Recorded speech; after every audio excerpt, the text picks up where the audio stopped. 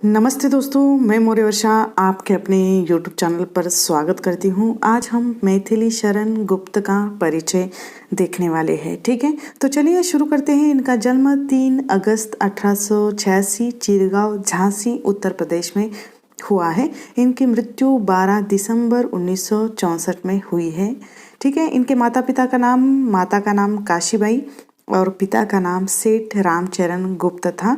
गुरु इनके आचार्य महावीर प्रसाद द्विवेदी रह चुके हैं।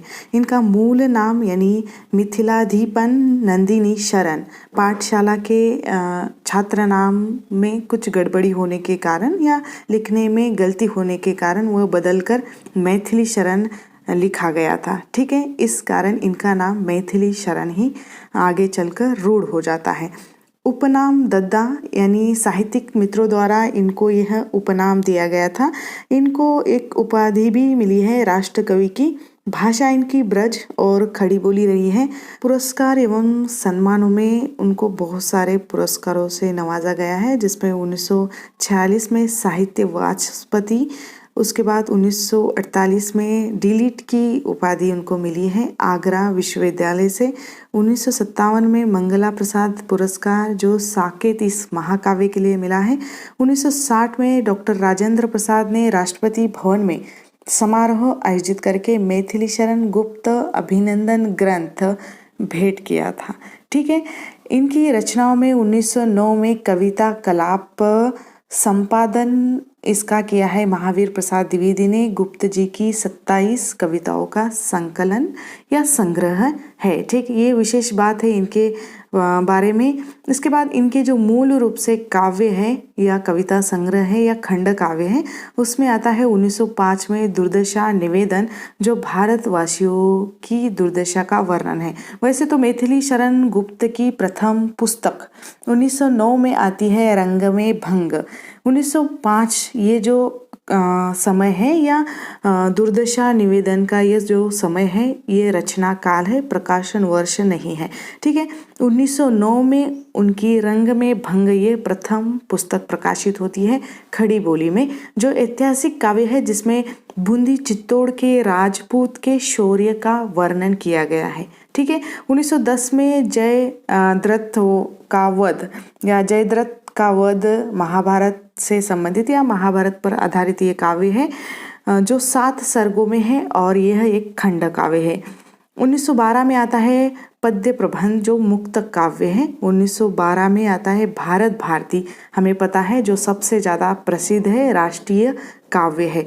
ठीक है, 1916 में आता है पत्रावली, जो ऐतिहासिक 7 पद्यात्मक पत्रों का संकलन है। ठीक है, ये पद्यात्मक है इसलिए इसमें आया है, पद्यात्मक पत्रों का संकलन है। 1916 में आता है किसान, जो राष्ट्र काव्य से संबंधित इनका काव्य है और इसमें 8 सर्ग है। भारतीय किसान की करुण गाथा इसमें वर्णित है। ठीक है, 1923 में आता है शकुंतला, जो अभिज्ञान शाकुंतलम का अनुवाद, शकुंतला और दुष्यंत की कथा है, यानी संस्कृत के जो कथा है वही इसमें आई हुई है। ठीक है, 1925 में आता है पंचवटी, जो रामायण के लक्ष्मण शूर्पणखा प्रसंग पर आधारित है। शूर्पणखा प्रसंग पर आधारित ये रामायण पर आधारित इनका काव्य है। 1925 में आर्य, 1925 में फिर से स्वदेश संगीत, जो गीति काव्य है, 65 कविताओं का संकलन है। ठीक है, 1926 में आता है सेरेंदी, जो महाभारत पर आधारित है और इसमें अंगीरस प्रमुख है। उसके बाद 1927 में हिंदू ये काव्य आता है, जो जातीय एकता का वर्णन इसमें कवि ने किया हुआ है। 1927 में बंक संहार, जो महाभारत पर आधारित ये काव्य है। 1927-28 का जो समय है उसमें शक्ति ये उनका काव्य आता है, जो पौराणिक आख्यान पर आधारित इनकी यह एक रचना है। 1928 में विपत गाथा, उसके बाद 1927-28 के बीच आती है त्रिपक्षणा। 1929 में झंकार, जो रहस्य काव्य है।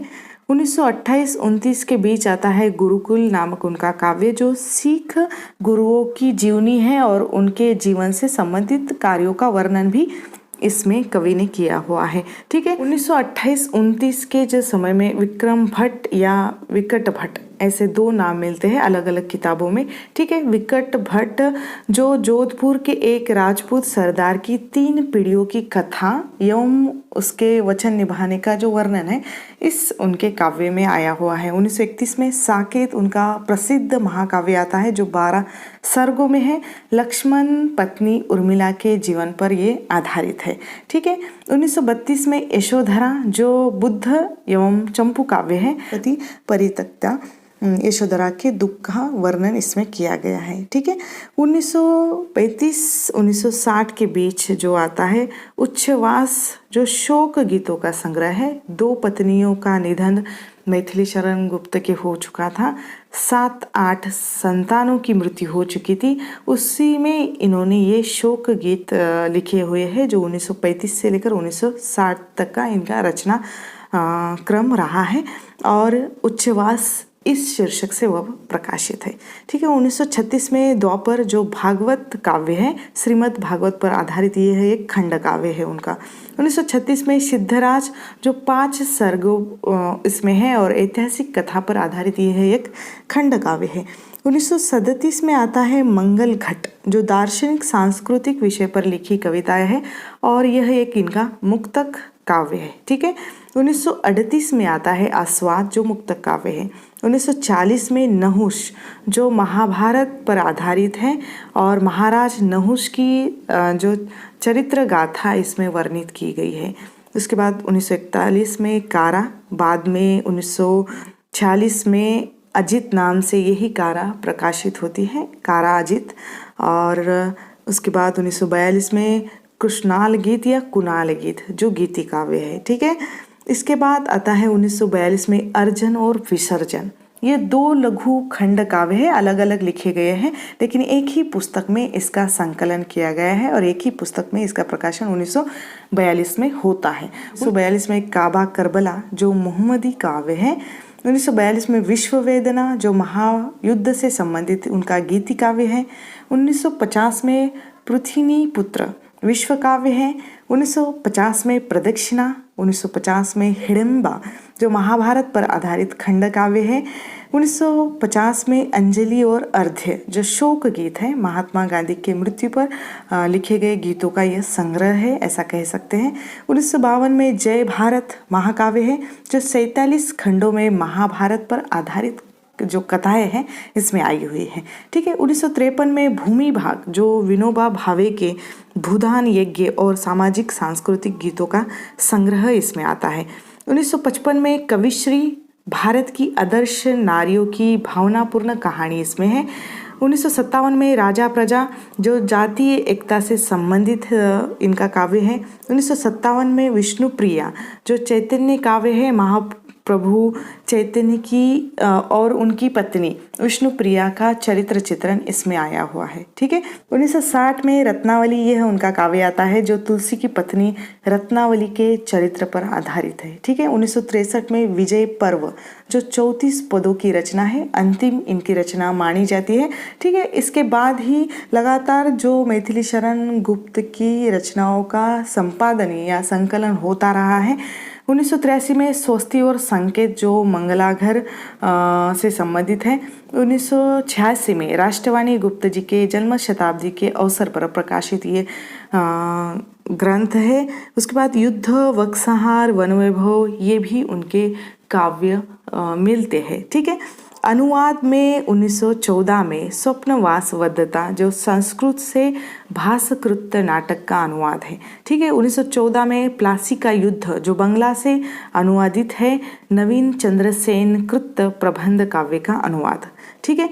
1918 में आता है साधना, इनका अनुवाद किया हुआ राय कृष्णदास के 25 गद्य गीतों का रूपांतरण इन्होंने किया है। 1925 में आता है गीतामृत जो व्यासकृत श्रीमद् भागवत गीता द्वितीय अध्याय का अनुवाद है।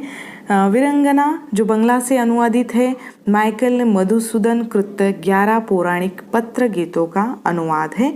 उसके बाद आता है 1927 में मेघनाथ वध जो बंगला से अनुवादित है, माइकल मधुसूदन दत्त के महाकाव्य का अनुवाद, ठीक है। 1931 में उमर खयाम की रुबाइया जो फारसी से अनुवादित है, अंग्रेजी कवि फिट्जराल्ड के रुबाइत उम्र ख़याम के आधार पर अनुवादित है। 1944 में गृहस्थ गीता श्री प्रकाश जी के गद्य लेखों यानी सच्ची नागरिकता का पद्य रूपांतरण है। 1955 में दूत घटोत्कच जो भास्कृत एकांकी नाटक का अनुवाद है।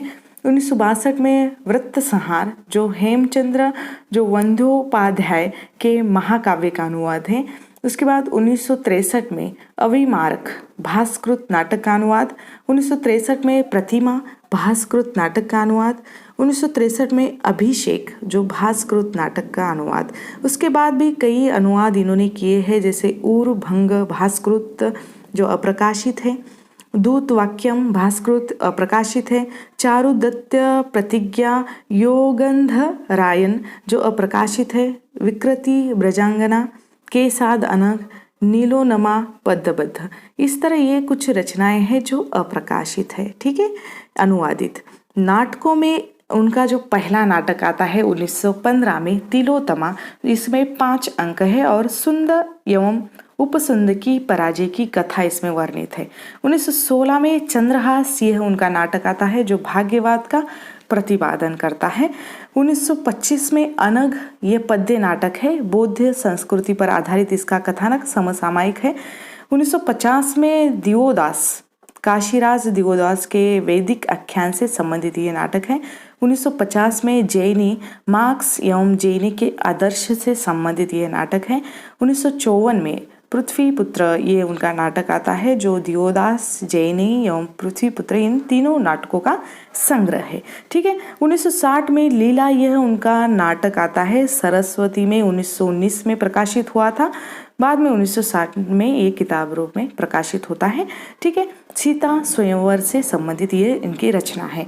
1914 में उद्धार अप्रकाशित है, यानी 1914 ये इस रचना का रचना काल है, यानी कवि ने ये लिखा गया था 1914 में और ये प्रकाशित नहीं हुआ है, ठीक है।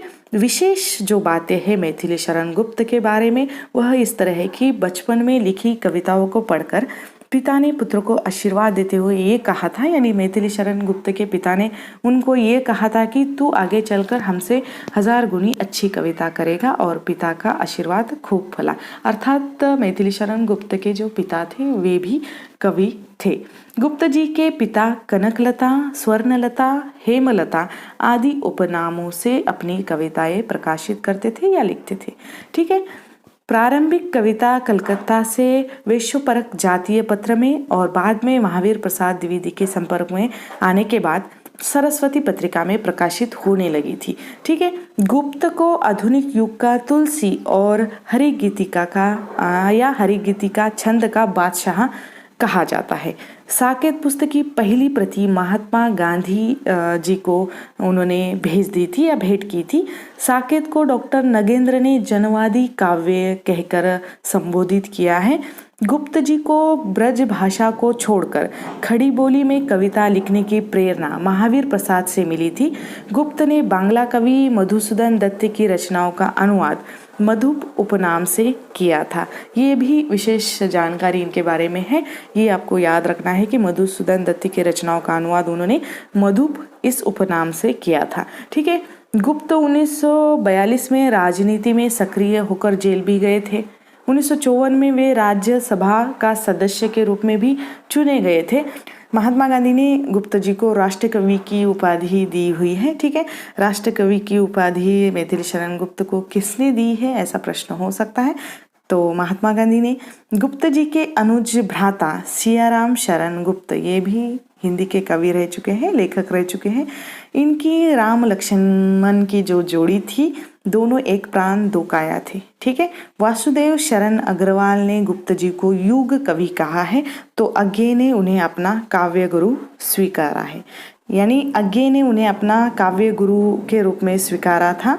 गुप्त जी का सांसद आवास, यानी वहाँ संसद में रहने का जो निवास स्थान था वो दद्दा का दरबार के रूप में जाना जाता था, और डॉक्टर नगेंद्र इस दरबार के स्थायी सदस्य थे, ठीक है। ये बहुत सारी उपलब्धियां मैथिली शरण गुप्त की रह चुकी है, और हिंदी साहित्य के जाने माने कवि के रूप में उनकी ख्याति आज भी प्रसिद्ध है। ठीक है, तो ये मैथिली शरण गुप्त का इतना ही परिचय आप लोगों को कैसा लगा मुझे कमेंट करके ज़रूर बताना है। ठीक है, तो यहाँ पर हम रुकते हैं, जल्द मिलेंगे एक नई वीडियो के साथ, नए विषय के साथ। तब तक के लिए धन्यवाद।